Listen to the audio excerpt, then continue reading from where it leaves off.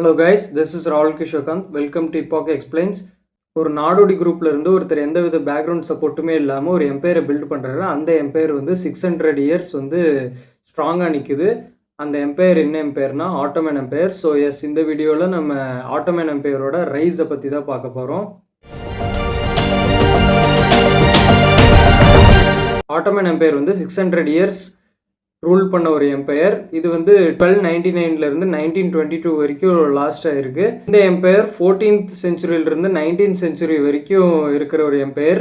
இந்த மேப்ல பார்த்த மாதிரி இது என்னென்ன கண்ட்ரிஸை கவர் பண்ணுதுன்னா Africa, west Algeria, Egypt, Israel, Iraq, Syria, Ukraine, Greece, Balkan, Hungary, Vienna, அப்புறம் அரேபியன் பெனின்சுலா. இது எல்லாத்தையுமே வந்து கவர் பண்ணது தான் ஆட்டோமன் எம்பையர். என்னென்ன வார்ஸ் வந்து பார்த்துருக்குன்னா வேர்ல்டு வார் 1 வந்து சந்திச்சிருக்கு, நெப்போலியனிக் வார்ஸை பார்த்துருக்கு, ஃப்ரெஞ்ச் ரெவல்யூஷனை பற்றி பார்த்துருக்கு, அப்புறம் ஃபால் ஆஃப் கான்ஸ்டன்டினோப்பிளையும் எம்பையர் வந்து பார்த்துருக்கு. ஃபர்ஸ்ட் இந்த ஆட்டோமன்ஸ் உருவாகிறதுக்கு முன்னாடி அனட்டோலியாங்கிற இடத்துல வந்து ஸ்லிஜுக்ஸ் வந்து ஆட்சி பண்ணிட்டு இருந்தாங்க. அனட்டோலியா வந்து இப்போ இருக்கிற மாடர்ன் டர்க்கி. அங்கே வந்து ஸ்லிஜுக் சுல்தானேட் தான் வந்து ஆட்சி பண்ணிட்டு இருந்தாரு. 1071 இந்த ஸ்லிஜுக் சுல்தானேட் வந்து பைசன்டைன் எம்பையரால் பேட்டில் ஆஃப் மேன்சிக்ரெட்ல வந்து டிஃபீட் ஆகுறாங்க. அதுக்கப்புறம் ஸ்லிஜுக் சுல்தானேட் உடையுது. இது மூலியமா அனட்டோலியால ஈஸியாக வந்து டர்க்கிஷ் மைக்ரேஷன் வந்து ஸ்டார்ட் ஆயிருது. நிறைய டர்க் பீப்புள் வந்து சென்ட்ரல் ஏஷியாவிலிருந்து அனட்டோலியாவுக்கு வந்து ஃப்ரீயாக மைக்ரேட் ஆக ஆரம்பிச்சாங்க. அதுக்கப்புறம் 1243 மங்கோல் இன்வேஷன் நடக்குது. எது மூலியமான பேட்டில் ஆஃப் கூஸ்டாக் அப்படிங்கிற ஒரு பேட்டில் வழியா இந்த இன்வேஷன் நடக்குது. இந்த இன்வேஷனில் வந்து அனட்டோலியா வந்து நிறைய சின்ன சின்ன ஸ்டேட்ஸாக பிரியுது, நிறைய பிரின்சிபாலிட்டிஸாக வந்து டிவைட் ஆகுது. அதில் அந்த ஒரு பிரின்சிபாலிட்டி பைலிக்ஸ் அப்படின்னு சொல்லுவாங்க. அதில் வந்துட்டு 15 to 20 பைலிக்ஸாக மாறுது. எல்லாமே வந்து முஸ்லீம் ஸ்டேட்ஸ். இதில் ஒன்று தான் ஆட்டோமன் பைலிக். ஆட்டோமன் பைலிக்கில் இருக்கிறவர் தான் ஓஸ்மான் I. இவர் தான் வந்து ஃபவுண்டர் ஆஃப் ஆட்டோமன் எம்பையர். இவர் வந்து 1258 1326 வரைக்கும் இருக்காரு. இவரோட அப்பா வந்து எரிட்டுகள். அவர் யாருன்னா இந்த கயாயி ட்ரைப்னு சொல்லுவாங்க. அந்த ட்ரைபோட லீடர் அவர் வந்து.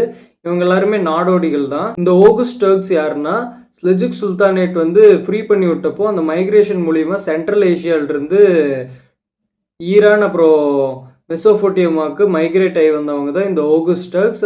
அதில் ஒருத்தர் தான் வந்து ஓஸ்மான் I. இந்த ட்ரைப்ஸ் எங்கே வாழ்கிறாங்கன்னா பைசன்டைன் எம்பையருக்கு கீழே இருக்கிற அந்த அனட்டோலியாவோட நார்த் வெஸ்ட் சைடில் தான் வந்து வாழ்கிறாங்க. டைம் வந்து பைசன்டைன் எம்பையர் வந்து ரொம்ப வீக்காக இருக்குது. ஸோ ஆஸ்மான் வந்து அதோட பார்டர்ஸில் இருக்கிற கிறிஸ்டியன் டவுன்ஸ் எல்லாமே வந்து இந்த நாடோடி குரூப்ஸை வச்சு கொஞ்சம் கொஞ்சமாக அட்டாக் பண்ணி அங்கே இவரோட டெரிட்டரிஸை வந்து லைட்டாக எக்ஸ்பேண்ட் பண்ணுறாரு.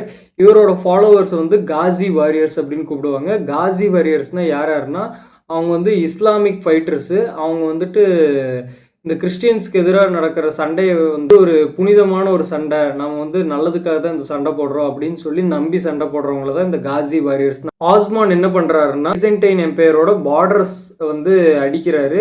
எங்கே இருந்துன்னா பாஸ்பரஸ்ல இருந்து சி ஆஃப் மார்மரா வரைக்கும் அடிக்கிறாரு. ஆஸ்மான் வந்து 1299 வந்துட்டு அஃபிஷியலாக வந்துட்டு அனட்டோலியாவுக்கு இண்டிபெண்டன்ஸ் வாங்கி தர்றாரு ஸ்லிஜுக்ஸ் கிட்ட இருந்து. அவர் வந்து மங்கோல்ஸை பெருசாக வந்து கண்டுக்கவே இல்லை.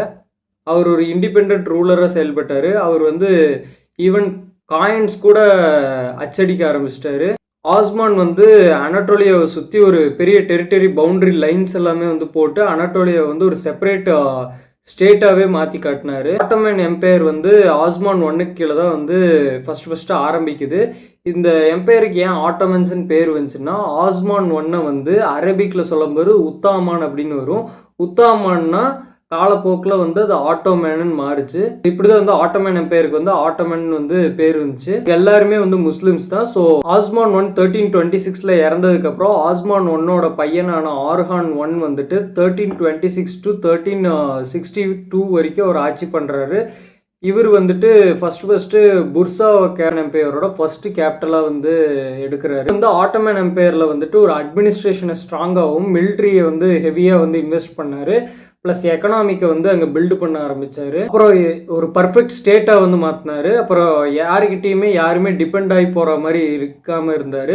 அப்புறம் வந்து நாடோடிகள் குரூப்ல இருந்து கொஞ்சம் கொஞ்சமாக விலகி இவருக்குன்னு ஒரு தனி ஆர்மியே வந்து ஃபார்ம் பண்ண ஆரம்பித்தார். இவர் இஸ்பெத் அப்படிங்கிற பகுதியை வந்து 1337 யூரோப்பில் முதல்ல கடல் கடந்து போய் ஃபர்ஸ்ட் டைமாக கேப்சர் பண்ணுறாரு. சிட்டி ஆஃப் எய்டன் அப்படிங்கிறது வந்து பெரிய அளவில் கொலாப்ஸ் பண்ணி விடுறாரு. அப்புறம் கான்ஸ்டன்டினோப்பில் வந்து அதை வந்து மொத்தமாக அழிக்கணும் அப்படிங்கிற இடத்துல வந்து அவர் குறிக்கோளாக இருக்கிறாரு. ஆனால் இது மூலியமா சிட்டி ஆஃப் எய்டனில் இருக்கிற உமர் பே அப்படிங்கிறவர் வந்துட்டு புத்திசாலித்தனமாக ஆட்டோமன்ஸ்க்கும் கான்ஸ்டன்டினோப்பிளில் இருக்கிற பைசன்டைன் எம்பையருக்குமே வந்து சண்டை மூட்டி விடுறாரு. அப்புறம் ஆட்டோமன்ஸ் வந்து கலிப்பொலி அப்படிங்கிற ஒரு இடத்த ஃபர்ஸ்ட் டைமாக வந்து பிடிக்கிறாங்க யூரோப்பில். அதை வந்து ஃபர்ஸ்ட் பர்மனன்ட் பேஸாகவும் மாற்றுறாங்க. இது வந்து ரொம்பவுமே பெரிய விஷயம். இது எப்போ பண்ணுறாங்கன்னு பார்த்தீங்கன்னா 1354 வந்து பண்ணுறாங்க. இதுக்கப்புறம் ஆர்ஹான் 1 வந்துட்டு என்ன பண்ணுறாருன்னா ஜன்சரி யூனிட்ஸ் அதை கிரியேட் பண்ணுறாரு. ஜன்சரி யூனிட்ஸ்னால் வெல் ட்ரெயினான ஆர்மி, அப்புறம் ப்ரொஃபஷ்னலாக வந்து இருக்கிற ஆர்மி ஃபைட்டர்ஸை வந்து அவங்க வந்து ரூலருக்கு மட்டும்தான் லாயலாக இருப்பாங்க. மற்ற அரிஸ்டோக்ராட்ஸ்க்கோ இல்லை வந்து கிங்குக்கோ இல்லை அடுத்த ரூலர் யாராச்சும் இருக்காங்கன்னா அவங்க யாருக்குமே வந்து லாயலாக இருக்க மாட்டாங்க. அப்போ ப்ரெசென்ட்டில் இருக்கிற ரூலருக்கு மட்டும்தான் லாயலாக இருப்பாங்க. எந்த ஒரு கமாண்டருக்குமே லாயலாக இருக்க மாட்டாங்க. அவங்க தான் ஜனிசரி யூனிட்ஸ். அவர் நாடோடிகள் கிட்ட இருந்து இவருக்கு வந்து மாறுறாரு. அப்புறம் ஆர்ஹான் வந்து இறந்து போயிடுறாரு. ஆர்ஹானோட சன்னான முராட் 1 வந்து ஆட்சிக்கு வர்றாரு. இவர் வந்து 62லேருந்து 1389 வரைக்கும் ஆட்சி பண்ணுறாரு.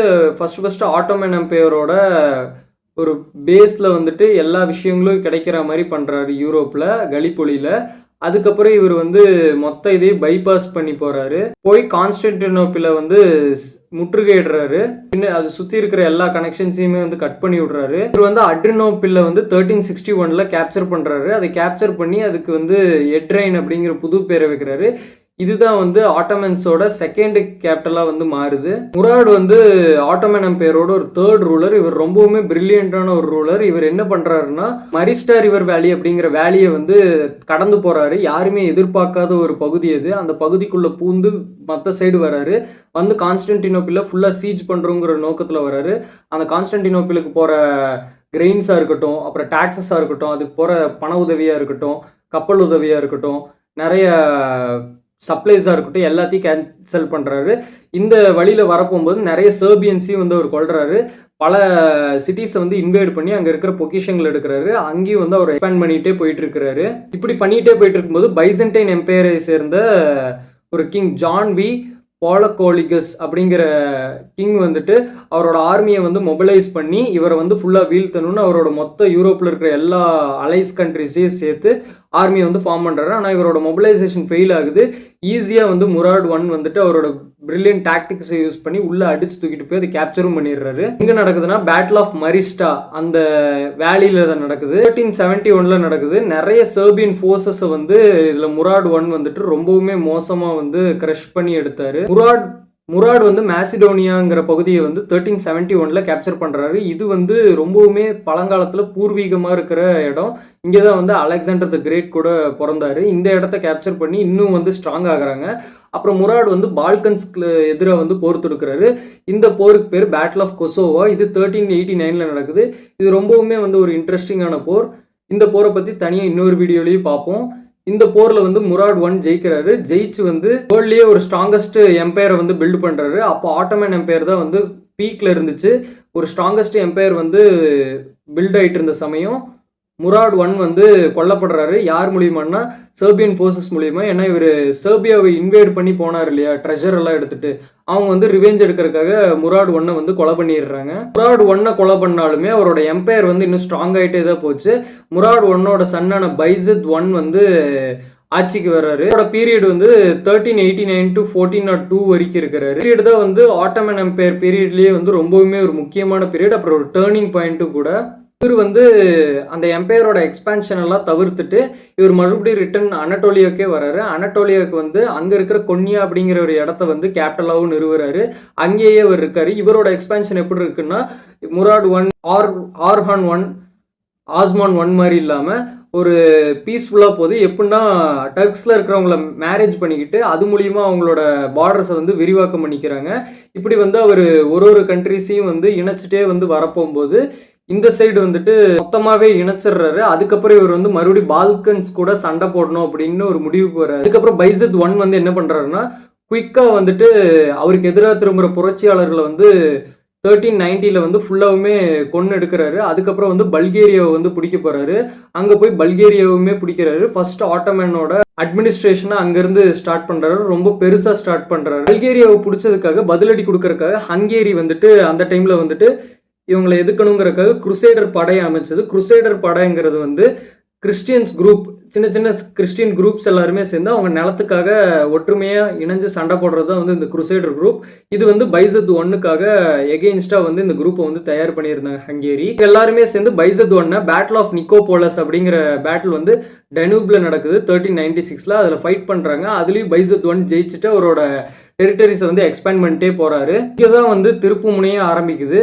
அனட்டோலியா வந்து இப்படி பெரிய அளவில் வளர்ச்சி அடைகிறது பார்த்து ஆட்டோமன் எம்பையரோட வளர்ச்சியை பார்த்து திமுர் எம்பையரில் இருக்கிற ஒரு அரசர் வந்துட்டு என்ன பண்ணுறாருன்னா, நம்ம ஆட்டோமன் எம்பையர் வளர விடக்கூடாது அப்படின்ட்டு அவர் வந்து ஈரான், ஆப்கானிஸ்தான் இதெல்லாம் பிடிச்சி வச்சுருந்தாரு. சென்ட்ரல் ஏஷியாவில் ஒரு பெரிய கிங். அவர் வந்து என்ன பண்ணுறாருன்னா, ரொம்ப ப்ரூட்டலான கிங் கூட. அவர் வந்து மொத்த ஆட்டோமனோட வளர்ச்சியை வந்து நிறுத்தணும் அப்படிங்கிறதுக்காக பின்னாடி அனட்டோலியா வந்து பிடிச்சிடலாம். ஏன்னா பைசத் ஒன் வந்துட்டு மேலே இருக்காரு, யூரோப்பில் ஃபைட் பண்ணிட்டு இருக்காரு, பால்கன்ஸ் கூடயும் ஹங்கேரி கூடயும்.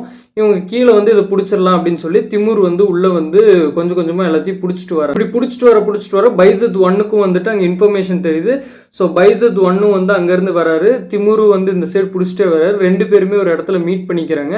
ஸோ இங்கே தான் பேட்டில் ஆஃப் அங்காரா நடக்குது. இது வந்து 1402 நடக்குது, அனட்டோலியாவில் நடக்குது. இப்படி நடந்துட்டு இருக்க போகும்போது அவ்வளோ பெரிய எம்பையர் வந்து 4th சுல்தானேட்டாக இருக்கிற பைசத் ஒன்னையே வந்து திமுர் வந்து ஜெயிக்கிறாரு. அதில் ரொம்ப ரூத்லெஸ்ஸாக வந்து ஜெயிக்கிறாரு. இதுக்கப்புறம் பைசத் வந்து வித்தின் 1 year இந்த பேட்டில் முடிஞ்சதுக்கப்புறம் உடல் சோர்வால் இறந்தும் போயிடுறாரு. அதுக்கப்புறம் ஆட்டோமன் எம்பையர் வந்து கொலாப்ஸ் ஆகுது.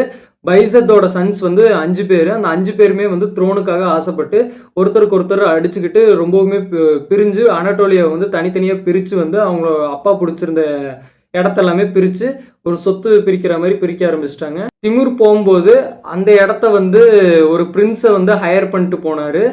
இதுல இருந்து ஒரு பெரிய எம்பரர் வந்து ஒருத்தர் கிரியேட் ஆகுறாரு. அவர் வந்து மறுபடியும் வந்து ஆட்டோமன் எம்பையரை தூக்கி நிறுத்துறாரு. அந்த எம்பையர் வந்து வேர்ல்ட்லியஸ்ட் பிக்கஸ்ட் அப்புறம் ஸ்ட்ராங்கஸ்ட் அப்புறம் ரொம்ப லாஸ்டிங் எம்பையராக வந்து இருக்கு. எம்பையரை வச்சு தான் கான்ஸ்டன்டினோப்பில் பிடிக்கிறாங்க. அப்படி அவ்வளோ பெரிய எம்பையரை பில்டு பண்ண அந்த எம்பரர் யாருங்கிறத பார்ட் 2ல பார்ப்போம். அப்புறம் இந்த வீடியோ உங்களுக்கு பிடிச்சிருந்துச்சுன்னா லைக் பண்ணுங்கள், ஷேர் பண்ணுங்கள். அப்புறம் ஹிஸ்ட்ரி ரிலேட்டட் கண்டென்ட்ஸ்க்கு நம்ம சேனலை வந்து சப்ஸ்கிரைப் பண்ணிடுங்க.